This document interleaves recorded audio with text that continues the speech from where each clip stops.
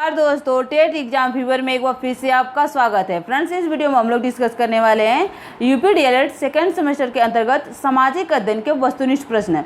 तो फ्रेंड्स, यदि आपको ये वीडियो पसंद आती है तो प्लीज़ ज़्यादा से ज़्यादा लाइक शेयर और सब्सक्राइब कीजिएगा। तो चलिए वीडियो शुरू करते हैं। फ्रेंड्स, इस वीडियो में हम लोग सामाजिक अध्ययन के वस्तुनिष्ठ प्रश्न हल करेंगे जो कि राजन सीरीज से लिया गया है। तो चलिए देखते हैं।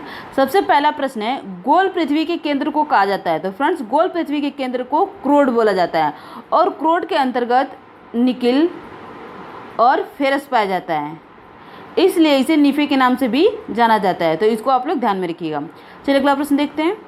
अगला प्रश्न है, वायुमंडल में पाई जाने वाली ऑक्सीजन की मात्रा है। तो फ्रेंड्स, वायुमंडल में पाई जाने वाली ऑक्सीजन की मात्रा 21% है। और यदि आपसे पूछा जाता है कि वायुमंडल में नाइट्रोजन कितने प्रतिशत पाया जाता है, तो वायुमंडल में नाइट्रोजन 78% पाया जाता है।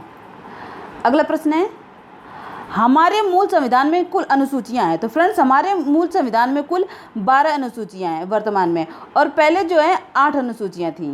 ओके, चलिए अगला प्रश्न देखते हैं। अगला प्रश्न है, संविधान सभा के प्रारूप समिति के अध्यक्ष हैं। तो फ्रेंड्स, संविधान सभा के प्रारूप समिति के अध्यक्ष डॉक्टर भीमराव अंबेडकर हैं और प्रारूप समिति में कुल 7 सदस्य थे। तो इसको भी आप लोग ध्यान में रखिए कि परीक्षा में प्रश्न पूछ सकता है। अगला प्रश्न है, अजंता में गुफाओं की संख्या है। तो फ्रेंड्स, अजंता में गुफाओं की संख्या 30 है। ओके, तो इसको आप लोग ध्यान में रखिएगा।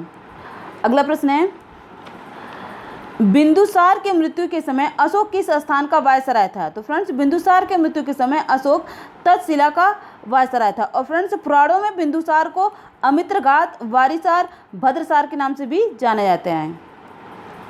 अगला प्रश्न है, किस सम्राट के शासनकाल में हुड़ों ने प्रथम बार आक्रमण किया था। तो फ्रेंड्स, इसका उत्तर होगा कुमारगुप्त के शासनकाल में हुड़ों ने प्रथम बार आक्रमण किया था। और फ्रेंड्स, कुमारगुप्त ने ही नालंदा यूनिवर्सिटी की स्थापना की थी। तो फ्रेंड्स, इस बार ये प्रश्न आने के चांस है, तो इसको आप लोग ध्यान में रखिएगा।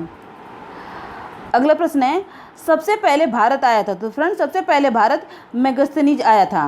और फ्रेंड्स, मेगस्थनीज ने इंडिका नामक पुस्तक की रचना की है। फ्रेंड्स, अगला प्रश्न है, हर्षचरित के रचयिता थे। तो फ्रेंड्स, इसका उत्तर हो जाएगा हर्षचरित के रचयिता बाणभट्ट थे। और फ्रेंड्स, बाणभट्ट के जो कुछ और रचनाएं उसको भी आप लोग ध्यान में रखिएगा, परीक्षा की दृष्टि से महत्वपूर्ण है इनकी रचनाएं। इनकी रचना याद करने का ट्रिक ये है कि बाणभट्ट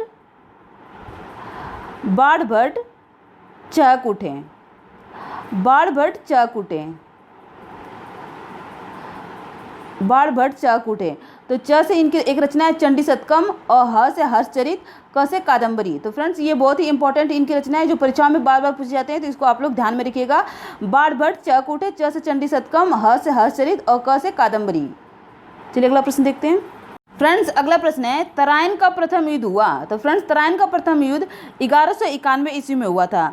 और ये किसके किसके बीच हुआ था। तो यह मोहम्मद गोरी एवं पृथ्वीराज चौहान के मध्य हुआ था, जिसमें मोहम्मद गोरी की हार हुई थी। ओके, तो इसको आप लोग ध्यान में रखिएगा। अगला प्रश्न है, पाल वंश की स्थापना की। तो फ्रेंड्स, पाल वंश की स्थापना गोपाल ने की थी। चलिए अगला प्रश्न देखते हैं। अगला प्रश्न है, चालुक्य वंश के सबसे प्रतापी राजा थे। तो फ्रेंड्स, चालुक्य वंश के सबसे प्रतापी राजा पुलकेशिन द्वितीय थे। अगला प्रश्न है, संविधान निर्मात्री सभा के अध्यक्ष थे। तो फ्रेंड्स, संविधान निर्मात्री सभा के अध्यक्ष डॉक्टर राजेंद्र प्रसाद थे। और फ्रेंड्स, संविधान सभा के अस्थायी अध्यक्ष कौन थे। तो अस्थायी अध्यक्ष डॉक्टर सच्चिदानंद सिन्हा थे। ओके, तो इसको भी आप लोग ध्यान में रखिएगा, परीक्षा में प्रश्न बन सकता है। अगला प्रश्न है, भूजल स्रोत है। तो फ्रेंड्स, भूजल के स्रोत वर्षा का जल है। अगला प्रश्न है, मकर संक्रांति के समय सूर्य सीधा चमकता है। तो फ्रेंड्स, इसका उत्तर होगा मकर रेखा पर।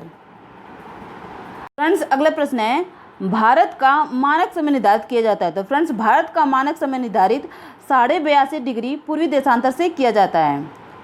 अगला प्रश्न है, कौन सा मूल अधिकार नागरिकों को प्राप्त नहीं है। तो फ्रेंड्स, वर्तमान में 6 मूल अधिकार हैं। वर्तमान में 6 मूल अधिकार हैं।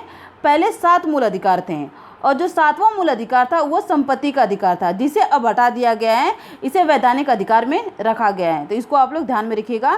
यदि आपसे परीक्षा में पूछा जाए कि वर्तमान में कितने मूल अधिकार है, तो वर्तमान में 6 मूल अधिकार हैं। ओके, और पहले कितने मूल अधिकार थे। तो पहले 7 मूल अधिकार थे।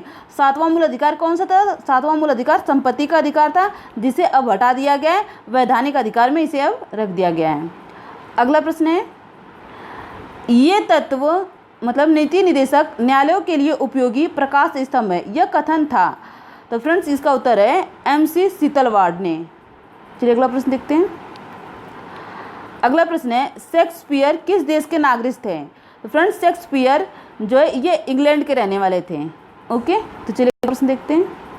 फ्रेंड्स अगला प्रश्न है, महमूद गजनवी ने सोमनाथ के मंदिर पर कब आक्रमण किया था? तो फ्रेंड्स इसका उत्तर हो जाएगा 1023 से 24 ईस्वी में।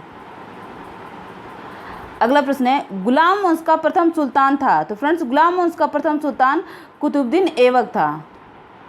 अगला प्रश्न है, गयासुद्दीन बलबन दिल्ली का शासक बना? तो फ्रेंड्स गयासुद्दीन बलबन दिल्ली का शासक 1266 में बना था।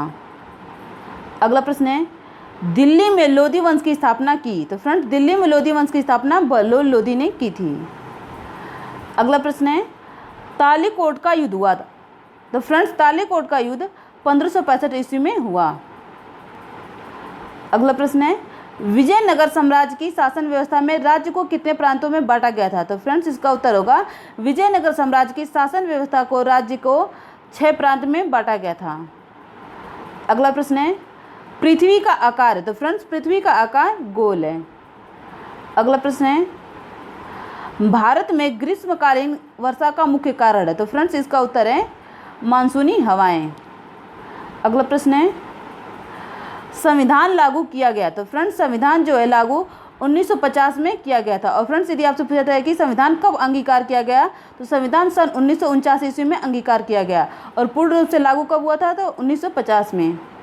फ्रेंड्स अगला प्रश्न है, सेल्कुस तथा चंद्रगुप्त मौर्य के बीच युद्ध हुआ था? तो फ्रेंड्स इसका उत्तर हो जाएगा सेल्कुस तथा चंद्रगुप्त मौर्य के बीच युद्ध 305 ईसा पूर्व में हुआ था। तो फ्रेंड्स आज के लिए बस इतना ही। यदि आपको ये वीडियो पसंद आती है तो प्लीज़ ज़्यादा से ज़्यादा लाइक शेयर और सब्सक्राइब कीजिएगा। धन्यवाद।